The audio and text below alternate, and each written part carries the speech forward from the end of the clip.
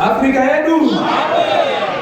Akafanira kupiwa mbiri Jehovha Maruni. Kufanele kunika utumo Jehovha mkulukulu lo. Nokuti wakatichengeta. Okuwa wasigcina. Uye arikurambazve achitichengeta. Yasigcina. Nokuti ndozva akataura panguva yakanga okwidza achienda kudenga. Ikwapulumaya wasigirera siyane Matthew 28. Matthew 28. Achiti ndinemi pamazuva ose upenyu. Asiti ninanya malanga woko mpilo. Kusvikira pakuguma kwenyika. Kugumeni komhlaba. Aitaura izvi nokuti aizwa kuzomanikidzwa kwaitwa vanhu vanogara panyika yanhasi. Ekakhuluma leza siyazi Afrika kuti matambudziko achawanda panguva yekupedzisira. Kuti izinkinga zobe ziningi ngamalanga okuphinda. Shoko raMwari rinongozvipupurira roga. Ilizwi lakaNkulunkulu liyasifakazela lodwa. Nokuti ukaverenga Isaya 6. Mawubala Isaya 6. Panguva yaIsaya muprofita waMwari. Ngesikhathi ka-Isaya uprofita kaNkulunkulu. Kuponeswa kwake pane zvakaipa. Ukusiliswa kwake okubi kwake. Akabva pazimbe remoto. Usuke Afrika ndorakauya rikagumura muromo wake zvakaipa zvake zvikaregererwa. Ino lafika lashayisa mulomo wake. Asi panguva ino yapamazha weAfrica. Kodwa ngalesi sikhathi kapomazha Nokuda kwekumanikidzwa kuri kuitika panyika. Ngendaba yokutindizwa lokwenza abantu emhlabeni. Akatoita zvekutopidzwa murazvo wemoto. Wangeniswa emlilweni. That is the sign inodudzira kuti zvakaoma pamazuva ekupedzisira. Bekubonisa ukuthi kunzima ngamalanga. Afrika yedu ndozvinomotiudza kuti nyika yava kuguma. Ndiko kusibonisa ukuthi umhlaba uyaphela. Haikwewa nesimba guru kwazvo. Haikwewa nesimba guru kwazvo. Kunyange kumakata. Kunyangwe kumakata. Akakupuka. Kunyange mumakoronga. Kunyangwe mumakoronga. Emgodini. Kunyange mumakomo. Kunyangwe mumakomo. Ezintabeni. Kunyange munzizi huru. Kunyangwe munzizi huru. Emfuleni. Kunyange mumakungwa. Kunyangwe mumakungwa. Elwandle. Ichi chizaruro chingangoreva kuti Hongu. Evangeliyo yaJesu taizoenda nayo kwese kwese pasina rudziviro. Garako pasi. Afrika yedu. Afrika. Ndakati ndichiverenga shoko iri.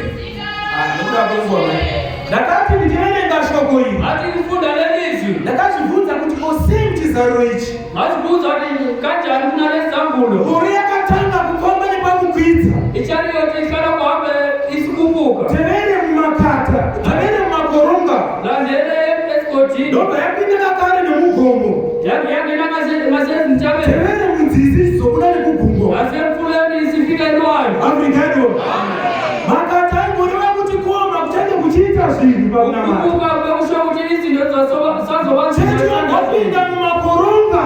ikonzo izongena naseskodini. Afrika yedu. Asi kwatiri kuzonobuda tiri mugomo. Kodwa lakozopfumela kona ntabeni. Ishe Jesu anodanwa mumakombo.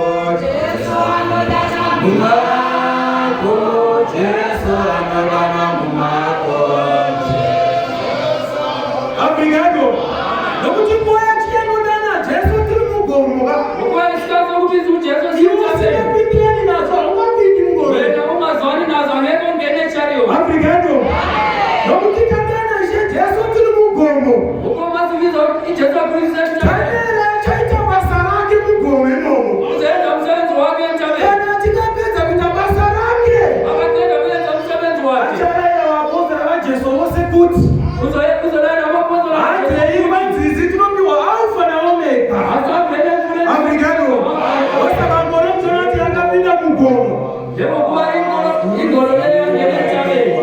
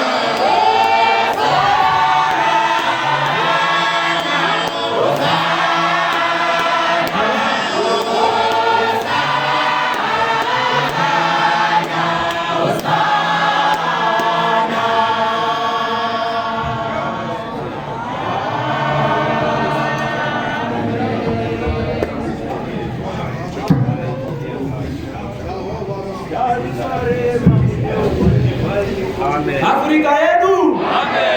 Kana ari mahosana kutoingwa muchechi romweya. Kune vanhu vanokudza Mwari. Afrika yedu. Vanotenda kuna Jesu ari pakati pedu. Nokuti Jehovha Mwari akambokudzwa naAbhurahama. Akamutumidza zita. Akati ndiye anonzi Jehovha Jireh. Jireh kuti God will provide. Afrika yedu. Jehovha Mwari akambotumidzwazve zita naMozisi. Akati ndiye anonzi Jehovha Nisi. Afrika yedu. Afrika yedu. Ndiye umwe chete watiri kurumbidza pamazuva aPauro mazveAfrica. Nokuti pamazuva aPauro mazveAfrica hatina hedu kumupa zita. Asi kuti nezita kamurumbidza. Afrika yedu. Tikati makaropafadzwa Mwari. Nokuti nzira dzenyu dzoruponiso dzinoshamisa. Afrika yedu. Kunyangwe Satani achironga zano. Mwari ari kuzotirwira nekusingaperi. Afrika yedu. Nokuti chechi rino nderaJesu. Iye pachake Pauro mazha veAfrica. Vakazama vanhu nepavanogona napo. Vachiti tiitire chechi. Iyo isati yavapo. Afrika yedu. Iye akati kwete. Handigoni kukuti ndikuitire ichechi. Izwi rikataura richiti the African Apostolic Church. VAAPOSTORA raJeso. Afrika yedu. Vakaudza varume vaimanikidza kuti aite chechi. Vamwe ndopa vakatotanga kupanduka ipapo. Vakati ndo chechi hatina kutiitire uchiramba. Asi iye akaramba neshoko rimwe chete bedza achingoti ndo richava zita rechechi kana yazivapo. Afrika yedu. Nokuti aizviziva kuti kana aizotenderana nevanhuka anonetsa anoshanduka. Afrika yedu. Munhu anonetsa anodii? Yes. Afrika yedu. Ndogara ndipota hanguva dzose ndichiti chinotinetsa vanhu vazhinji chinhu chimwe chete. Takatransfer life yedu tikaiisa muvanhu. Tikatadza kurarama zvatinoda isusu sevanhu. Afrika yedu. Ndosaka uchiona kuti kunyangwe mukadzi wako akanga apfeka zvaanoda so akakuvudza kuti zvandapfeka izvi zvakadini, mhindura unomupa so. Afrika yedu. Nobva titi po vanhu vanozoti kudii? Hakuna chagona kuramba zvaanoda iye. Regane naye kuti munhu anonetsa ufunge. Afrika yedu. Saka Pauro akati kwete handingaiti chechi yamunondituma inini. Afrika yedu. Handingaiti chechi yandingatumwa nevanhu. Afrika yedu. Ndosaka uchiona kana even mune mamwe machechi anika zvokuchata. Vapedza kupanana kisi pachita chevanhu chinodarika vanhu vari panapa. At the end unonzwa chichinzi saina. Afrika yedu. Saina kuti wapinda muii. Afrika yedu. Nokuti akazobvunzwa mangwana kuti hausiwe here anoramba. Kunyangwe paive nevanhu. Afrika yedu. Ndotepe vanhu vakazverwa naPauro mazha veAfrica. Akati ava vangapindi mungoro evhangeri. Afrika yedu. Nokuti kana vanadhanieri vana protestole voita basa ravoka vanozonetsa. Afrika yedu. Kana Danieri voita basa rake vanozodii? Vanonetsa. Afrika yedu. Chinonzwa vhangeri iri pakati pedu. Yakatumirwa Pauro mazha wei. Inoza kwese pasina chinoikonesa. South East North pasina chinotidii? Afrika yedu. Kana mtida kuzoona next time tichenge takawanda kudarika zvatakaita izvi. Afrika yedu. Icho badi kuti tinoramba tichinamata. Afrika yedu. Akuru vati nguva Mwari angakombera kudzidziswa kweda Mwari.